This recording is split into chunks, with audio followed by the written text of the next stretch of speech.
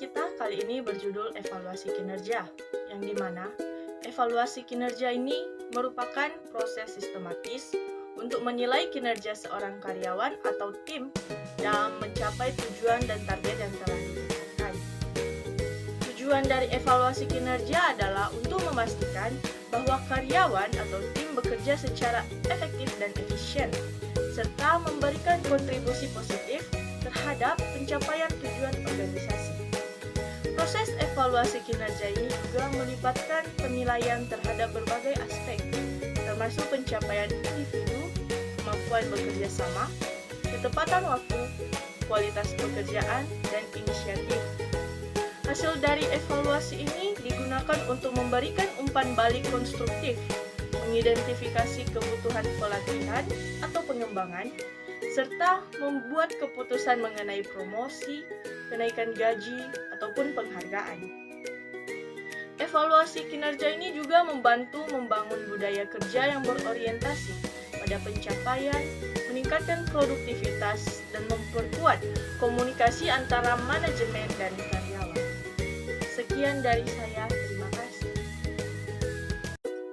Baik, materi selanjutnya itu tujuan utama evaluasi kinerja dalam manajemen sumber daya manusia, yaitu untuk mengevaluasi kinerja karyawan secara sistematis dan terstruktur.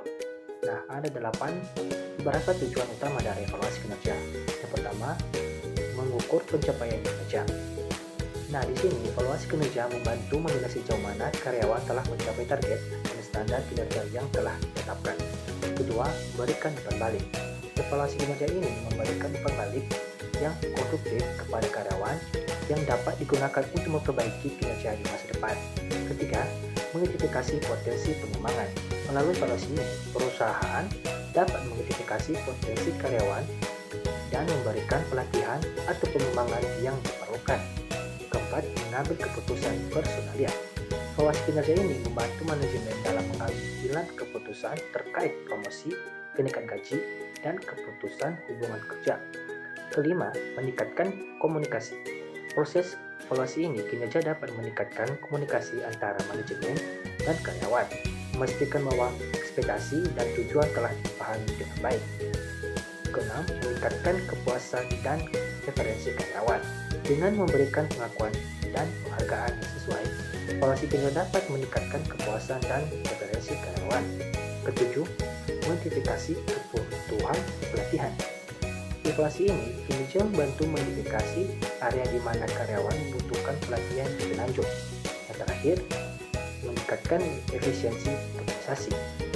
Nah, dengan memastikan bahwa semua karyawan bekerja dengan baik, evaluasi kinerja dapat meningkatkan efisiensi dan produktivitas organisasi. Demikian penjelasan dari saya. Terima kasih. Baik, selanjutnya di sini saya akan menjelaskan mengenai aspek yang dievaluasi di dalam manajemen sumber daya manusia.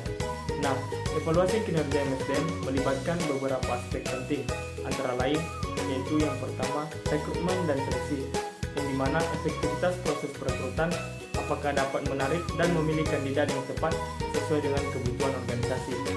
Selanjutnya yang kedua yaitu pengembangan karyawan, yang dimana program pelatihan dan pengembangan yang dilakukan untuk meningkatkan keterampilan dan kompetensi karyawan. Yang ketiga adalah kinerja karyawan. Ini merupakan penilaian terhadap pencapaian karyawan, produktivitas, serta kontribusinya terhadap organisasi. Nah, yang keempat, kesejahteraan karyawan. Ini juga evaluasi terhadap kesejahteraan fisik dan psikologis karyawan melalui program kesejahteraan yang ada. Selanjutnya yang kelima itu manajemen karir. Ini juga menilai apakah ada sistem yang baik untuk perencanaan dan pengembangan karir karyawan di dalam organisasi. Yang keenam, hubungan industrial. Ini menilai hubungan antara manajemen dan karyawan, termasuk komunikasi, kepuasan kerja, dan hubungan kerja yang harmonis. Yang terakhir yaitu kompensasi dan penghargaan. Ini adalah evaluasi terhadap struktur gaji, tunjangan, bonus, dan sistem penghargaan lainnya. Nah, demikian dari saya penjelasan mengenai aspek penting yang dievaluasi di dalam manajemen sumber daya manusia. Terima kasih. Baik, saya akan melanjutkan materi pembahasan kami, yaitu proses evaluasi kinerja MSDM. Dalam proses ini, pertama yang perlu dilakukan dalam evaluasi adalah kemampuan karyawan. Pada kemampuan karyawan perlu dilakukan evaluasi terhadap kemampuan fisik karyawan, termasuk masalah kesehatan dan sejauh mana dapat dioptimalkan untuk melakukan suatu pekerjaan dan kewajiban mereka dengan kerjasama yang baik untuk menyelesaikan pekerjaan. Proses evaluasi dapat dilakukan dalam beberapa langkah sebagai berikut. 1. Perencanaan evaluasi menentukan tujuan evaluasi seperti indikator yang digunakan serta metodologi yang akan diterapkan dengan tujuan dan dapat diperoleh informasi yang relevan dan berguna dalam pengambilan keputusan dan perbaikan. Yang kedua, pengumpulan data. Melakukan survei, wawancara atau pengumpulan data lainnya untuk mengumpulkan informasi yang diperlukan tentang karyawan berdasarkan kriteria yang telah ditetapkan oleh perusahaan. Yang ketiga, analisis data. Analisis data yang telah ditentukan untuk melihat sejauh mana kebijakan dan praktik MSDM mencapai hasil yang diinginkan dan memberikan pemahaman yang lebih mendalam terkait pertanyaan, penelitian, atau masalah yang sedang dianalisis. Selanjutnya, laporan hasil evaluasi. Menyusun laporan hasil evaluasi yang mencakup temuan, analisis, dan rekomendasi untuk perbaikan yang berpotensi besar untuk terus berkembang dan dengan dukungan pengembangan karyawan untuk dapat mencapai tujuan perusahaan di masa depan. Selanjutnya, tindak lanjut. Menyusun rencana tindak lanjut berdasarkan hasil evaluasi untuk meningkatkan kinerja MSDM dan pengembangan karir karyawan seperti program latihan bagi karyawan dan menentukan tujuan baru untuk mencapai perusahaan.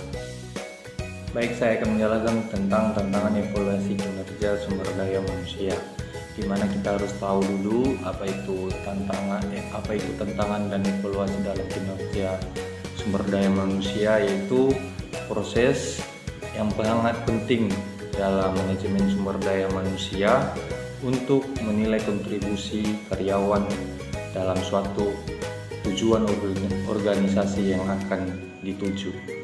Di sini juga terdapat beberapa tantangan. Ada 5. Pertama itu subjektif penilaian. Kedua, kurangnya indikator yang jelas. 3, ketidakcocokan yang efektif.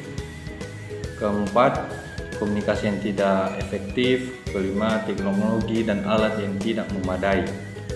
Dan juga untuk mengatasi tantangan ini diperlukan sistem evaluasi yang sangat memadai, kriteria yang terukur, pelatihan untuk penilaian, dan juga integrasi teknologi yang mendukung pengambilan keputusan berdasarkan data yang ada.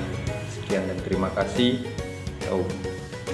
Teman-teman, saya akan melanjutkan membahas mengenai kinerja manajemen sumber daya manusia. Yaitu di sini juga ada beberapa indikator yang dapat digunakan untuk menilai kinerja manajemen sumber daya manusia. Yaitu yang pertama, tingkat retensi karyawan, yaitu presentasi karyawan yang dapat bertahan dalam organisasi dalam jangka waktu tertentu. Yang kedua, tingkat absensi, yaitu presentasi ketidakhadiran karyawan yang dapat menunjukkan masalah dalam motivasi atau kesejahteraan. Yang ketiga, tingkat turnover, yaitu tingkat perputaran karyawan yang keluar dan masuk dalam organisasi. Yang keempat, produktivitas karyawan, yaitu ukuran pencapaian karyawan terkait dengan tujuan organisasi. Yang kelima, yaitu kepuasan karyawan. Kepuasan karyawan ini dapat diukur melalui survei atau wawancara untuk mengetahui tingkat kepuasan terhadap berbagai program manajemen sumber daya manusia. Baik, demikian saja materi dari saya. Terima kasih.